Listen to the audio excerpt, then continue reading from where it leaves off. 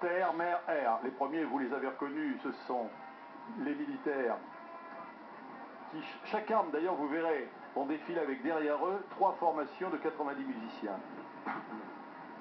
Et ils vont défiler donc sous le regard du Premier ministre Manmohan Singh, qui vient d'entamer un nouveau mandat, d'ailleurs à la tête du gouvernement indien, après la victoire de son parti du Congrès aux législatives.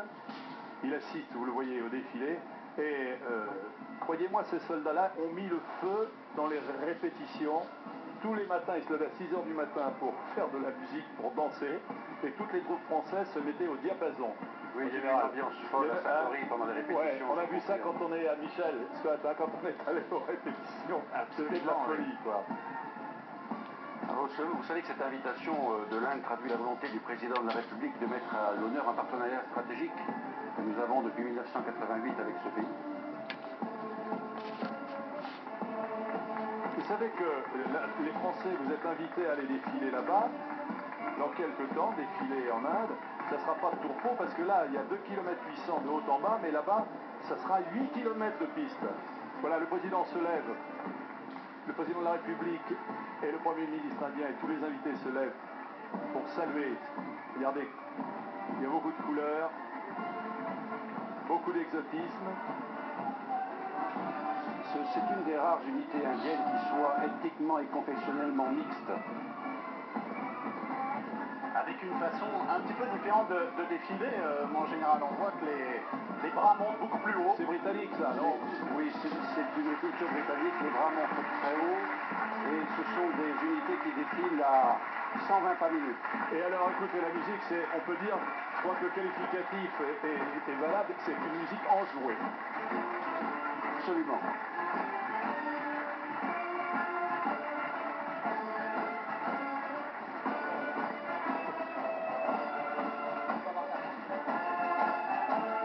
Et voilà les marins qui avec la France conduisent actuellement des opérations anti-piraterie au large de Somalie. Hein, ils sont ensemble. Hein. Oui, absolument. Il y a 4 bâtiments et la marine française en a 4 aussi. Alors vous savez que l'armée indienne, c'est plus de 3 700 000 soldats, dont 1 300 000 personnels d'actifs. C'est la 3e armée du monde en effectif? En effectif, absolument.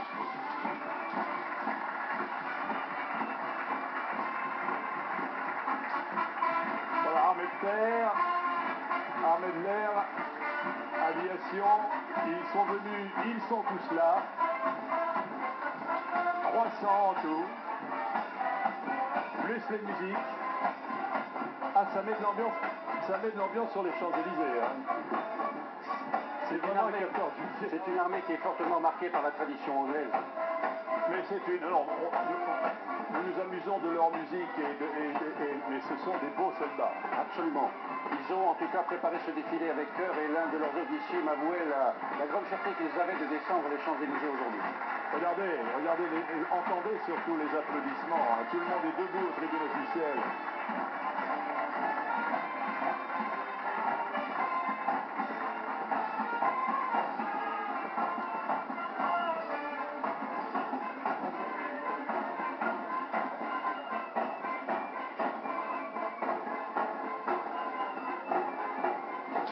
Et voilà maintenant le défilé des troupes à pied commandé par le général Patrice Caille, général adjoint territorial du gouverneur militaire de Paris, devant l'école polytechnique. Et oui, Jean-Claude, c'est la tradition. Les écoles défilent en tête des troupes à pied. Et la première d'entre elles, effectivement, c'est Polytechnique, qui est basée à Palaiseau dans l'Essonne. Ici à l'écran, c'est la promotion X 2007 avec 294 élèves qui défilent. Dont 80 filles. Dont 80 filles. Alors ils ont tous le bicorne, l'épée qu'on appelle la tangente dans le jargon des polytechniciens. Alors Polytechnique forme le nec plus ultra de nos ingénieurs, de nos chercheurs, mais aussi nos futurs hauts fonctionnaires. C'est l'élite à la française, l'une des plus anciennes grandes écoles. Elle a été fondée en 1794 et je crois qu'elle prend le nom de Polytechnique un an plus tard. Alors, à Polytechnique, on parle français, on parle bengali, mandarin sur le campus. Hein. Ah oui, complètement. C'est vraiment multilingue. Elle a su évoluer avec son temps, d'ailleurs, l'école. Elle est basée au cœur du plateau de Saclay. et qui aspire à devenir une vraie Silicon Valley, unique en Europe, dédiée à la recherche scientifique et à l'enseignement. Et je crois que vous parliez des nationalités, il y en a 22, une centaine d'élèves étrangers et effectivement 16% de filles. Alors, cette école est engagée dans un programme particulier qui s'appelle une grande école, pourquoi pas moi, qui donne l'opportunité à une vingtaine d'élèves polytechniciens de s'investir chaque année dans un projet un petit peu ambitieux qui permet à des lycéens à fort potentiel, mais dont la situation familiale ou sociale constitue un handicap pour l'accès à l'enseignement supérieur, eh bien de pouvoir ambitionner de préparer ce type de concours et d'école.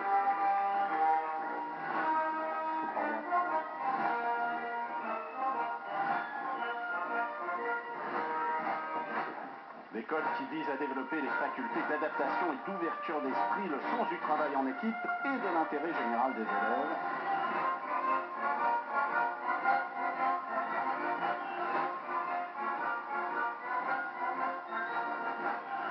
Voilà, quand on a fait Polytechnique, on a forcément défilé sur les Champs-Élysées, une fois dans sa vie. Absolument. Et vous voyez qu'il n'y a pas beaucoup de crottin laissés par les chevaux, hein, parce que c'était la crainte des polytechniciens, c'était de marcher dans le crottin. Ah, c'est tout propre. Là, c'est tout clean. Les chevaux se sont très bien conduits ce matin.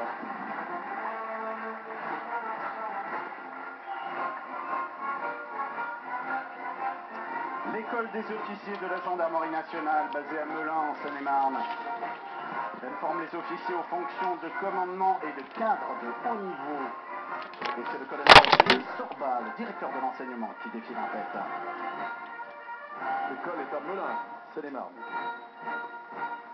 Elle compte 943 élèves, dont des stagiaires étrangers, là aussi, venus d'Afrique, du Moyen-Orient, mais aussi d'Espagne. Je ne sais pas si on l'aperçoit, mais au tout premier rang à droite, il y a une jeune femme de la Guardia civile. On la voit, elle est en tenue plus verte. Elle est sur la droite de l'écran. Voilà, vous voyez, on la voit. Vous la regardez à droite de l'écran.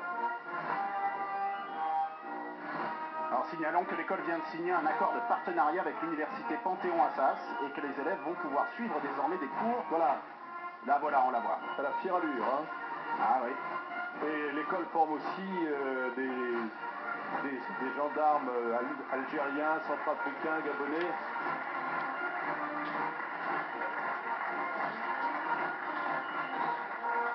Alors bien sûr, maintenant, juste derrière, l'école spéciale militaire de Saint-Cyr, comme chaque année.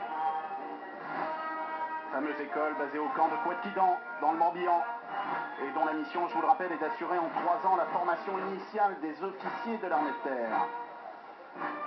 196 élèves officiers en grand uniforme avec le chapeau, dont 15 femmes et 21 élèves étrangers défilent aujourd'hui. Et vous-même, Général Pontiès, vous êtes Saint-Cyrien et vous avez défilé sur les Champs-Élysées en tant que... Oui, absolument. J'ai eu l'occasion de défiler comme élève, mais également comme commandant de promotion, puisque j'ai commandé la promotion de la France combattante. Et vous avez devant vous le premier bataillon de France, puisque c'est l'appellation de tradition de cette unité, aux ordres du lieutenant-colonel Vincent Giron. La devise de l'école, ils s'instruisent pour vaincre, donnée par le premier consul en 1802. Et la promotion porte le nom du chef de bataillon Pierre Segretin, qui s'illustra pendant la Deuxième Guerre mondiale, pendant la campagne de Tunisie, et qui fut tué en 1950 en Indochine. Alors, toujours basée à Couët-Quidan, l'école militaire interarmes, qui sera sur la gauche de l'écran, et l'école militaire du corps technique et administratif, qui chacune défile derrière leur drapeau. Remarquez qu'il y a une femme qui porte le drapeau, hein, sur la droite. Ça, c'est pour l'école militaire du corps technique et administratif. Et alors, la première, le MIA, assure la formation des officiers de l'armée de terre issus du corps des sous-officiers. Oui, on peut rappeler à cette occasion que 50% des officiers de l'armée de terre sont issus du recrutement interne à partir du corps des sous-officiers. Nous avons d'une manière générale en France